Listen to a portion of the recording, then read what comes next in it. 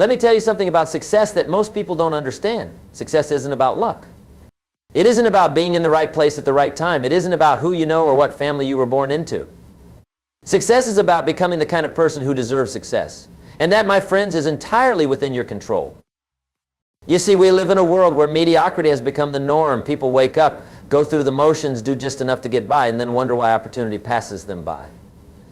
They complain about their circumstances, blame their environment, point fingers at everyone and everything except the person in the mirror. But here's what I've learned in my years of studying success and human achievement. The marketplace doesn't care about your excuses. The marketplace only cares about value. The marketplace is a harsh but fair teacher.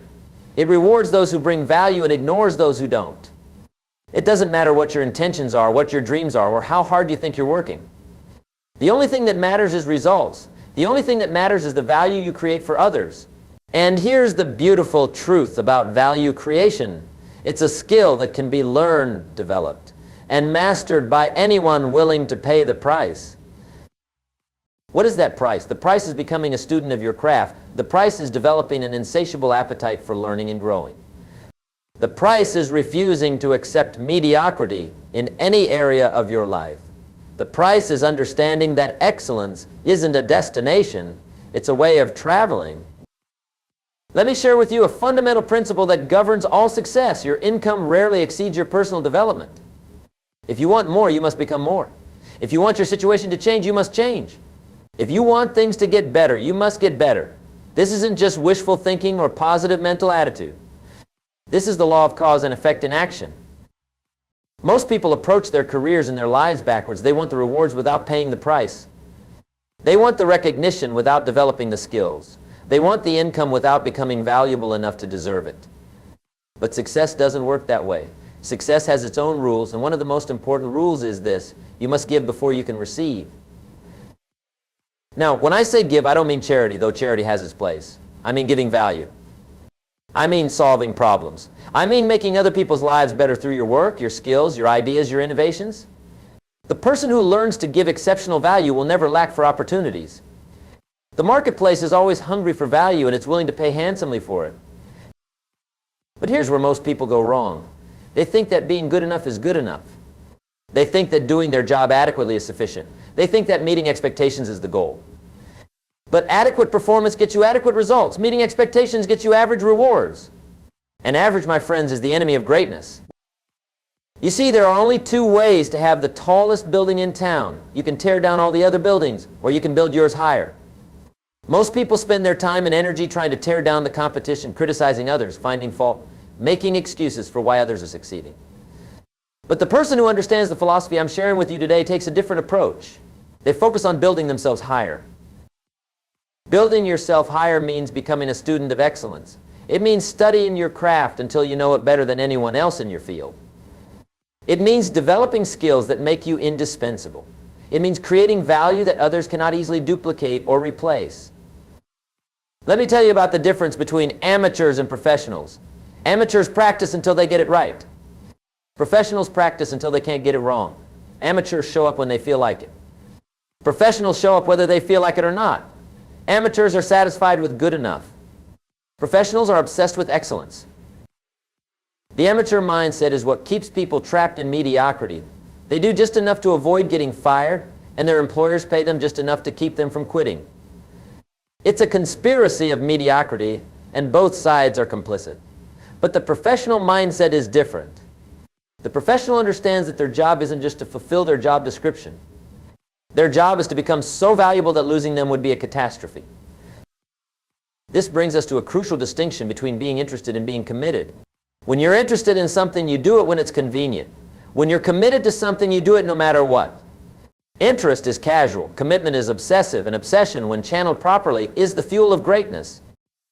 You must become obsessed with your own development. You must become obsessed with learning and growing and improving.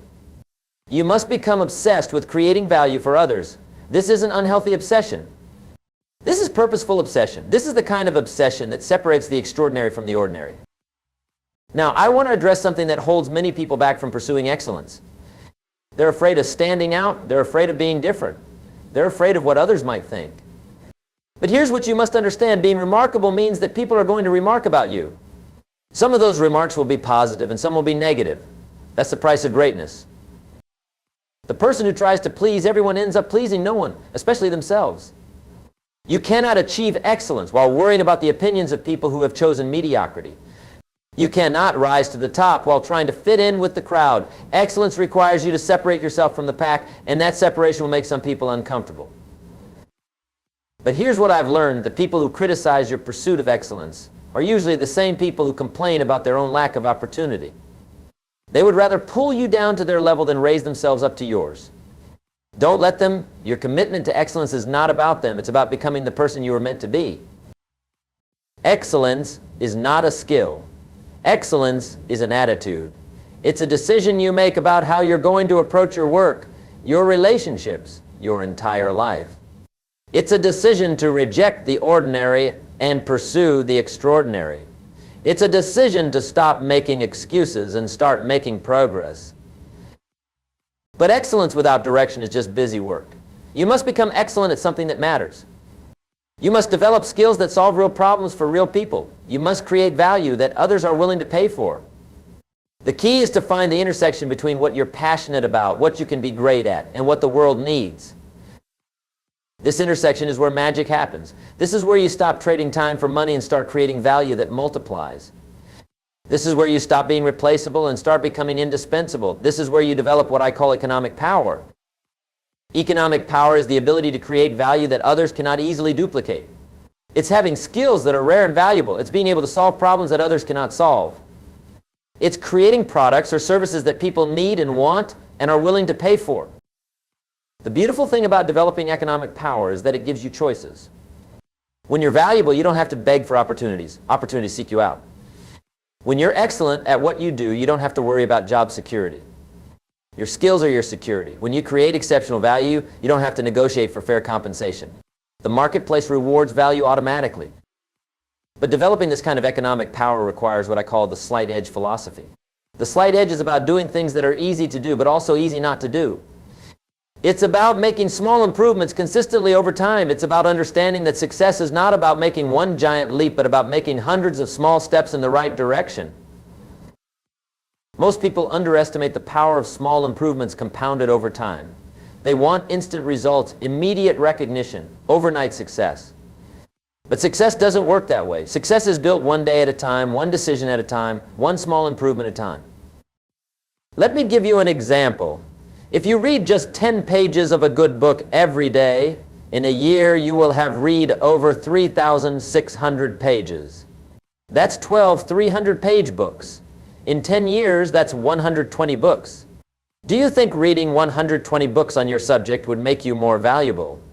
Do you think it would give you insights and knowledge that others don't have? Do you think it would make you harder to ignore? But here's the thing about reading 10 pages a day. It's easy to do and it's easy not to do. Missing one day doesn't seem to matter. Missing a week doesn't seem catastrophic. But over time, the person who reads 10 pages a day and the person who doesn't read at all end up in completely different places. This is the slight edge in action. Small disciplines repeated over time lead to great achievements.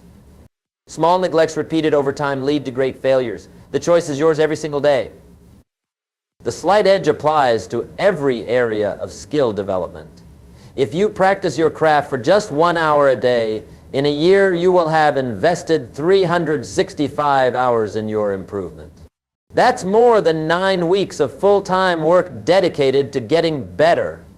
In 5 years, that's 1,825 hours. In 10 years, that's 3,650 hours. Malcolm Gladwell talks about the 10,000-hour rule, suggesting that it takes 10,000 hours of deliberate practice to achieve mastery. At 1 hour a day, you would reach that level in about 27 years. But most people won't even invest 1 hour a day in their own development. Here's what separates the professionals from the amateurs. Professionals understand that getting better is part of their job. They don't wait for their employer to send them to training. They don't wait for someone else to invest in their development. They take responsibility for their own growth and improvement. The professional understands that in today's rapidly changing world, what got you here won't get you there. The skills that made you successful yesterday might not be enough to keep you successful tomorrow. The only security you have is your ability to learn, adapt, and improve. This brings us to another crucial principle. You must become a lifelong learner. The moment you stop learning, you start becoming obsolete. The moment you think you know enough, you start falling behind. The moment you become satisfied with your current level of skill, someone else who is hungrier and more committed starts catching up. Lifelong learning isn't just about formal education, though formal education has its place. Lifelong learning is about maintaining curiosity. It's about asking questions. It's about seeking out new challenges. It's about learning from everyone you meet and every experience you have. The best learners are also the best listeners. They understand that they can learn something from everyone. They're humble enough to admit when they don't know something. They're curious enough to ask questions. They're wise enough to know that the moment they stop learning from others, they start limiting their own potential. But learning without application is just entertainment. You must take what you learn and put it to work. You must test new ideas, experiment with new approaches, and be willing to fail in order to succeed. Failure isn't the opposite of success. It's a stepping stone to success. Every great achievement was preceded by many small failures. Every expert was once a beginner. Every professional was once an amateur. The difference between those who achieve greatness and those who don't isn't that the great ones never failed. The difference is that the great ones learned from their failures and used them as fuel for improvement. This is why I say you must fall in love with the process, not just the outcome. You must enjoy the journey of getting better, not just the destination of being the best. You must find satisfaction in daily improvement, not just in final achievement.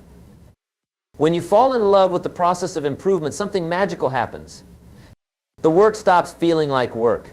The effort stops feeling like sacrifice. The discipline stops feeling like punishment. Instead, it becomes a game, a challenge, an adventure. This shift in perspective is crucial because excellence requires sustained effort over time. You cannot achieve greatness through sporadic bursts of activity. You cannot become exceptional by working hard only when you feel motivated. You must be consistent, persistent, and relentless in your pursuit of improvement. Consistency is what transforms average people into exceptional ones. It's not about being perfect. It's about being persistent. It's about showing up every day, even when you don't feel like it. It's about doing the work, especially when the work is boring or difficult or unrewarding. Most people overestimate what they can accomplish in a day and underestimate what they can accomplish in a year. They want instant results, and when they don't get them, they quit. But the person who understands the compound effect of consistent effort thinks differently. They're willing to be patient with results and impatient with effort. This brings us to the importance of developing what I call professional habits. Professional habits are the daily disciplines that separate the successful from the unsuccessful.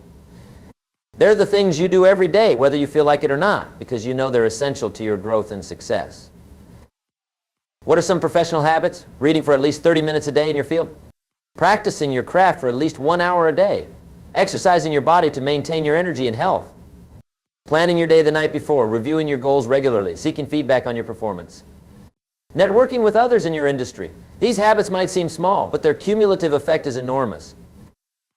The amateur waits for inspiration. The professional creates inspiration through action. The amateur works when motivated. The professional works whether motivated or not. The amateur focuses on the outcome. The professional focuses on the process. This professional mindset must extend to how you view problems and challenges. The amateur sees problems as obstacles. The professional sees problems as opportunities. The amateur avoids difficult situations. The professional seeks them out because they know that's where growth happens. You see, every problem is a business opportunity in disguise. Every challenge is a chance to develop new skills. Every setback is a setup for a comeback. The person who learns to solve difficult problems becomes valuable. The person who can handle challenging situations becomes indispensable. This is why you should never pray for an easier life. Pray for the strength to handle a more challenging life. Don't wish for fewer problems. Develop the skills to solve bigger problems. Don't hope for less responsibility. Prepare yourself to handle more responsibility. The marketplace rewards those who can solve problems and handle responsibility. The bigger the problems you can solve, the more valuable you become. The more responsibility you can handle, the more opportunities come your way. This is not about taking on more than you can handle. This is about systematically developing your capacity to handle more. Think about the people you admire most in your field. What do they have in common? They can all handle situations that others cannot. They can solve problems that others find overwhelming. They can see opportunities where others see only obstacles. They didn't start with these abilities. They developed them through consistent effort and deliberate practice. This development doesn't happen by accident. It requires what I call intentional growth. Intentional growth means being purposeful about your development. It means identifying specific areas where you need to improve and creating a plan to improve them. It means seeking out challenges that will stretch your abilities. Most people's growth is accidental. They improve only when circumstances force them to. They develop new skills only when they have no choice. They rise to new levels only when they're pushed. But the person who practices intentional growth doesn't wait for external pressure. They create their own pressure.